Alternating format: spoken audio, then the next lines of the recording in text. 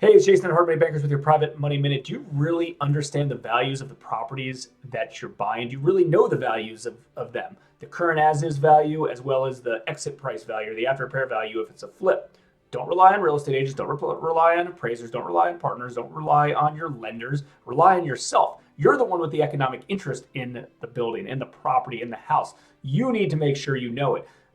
No problem with getting opinions from third parties, but you need to make sure you're comfortable with that and really, really know it.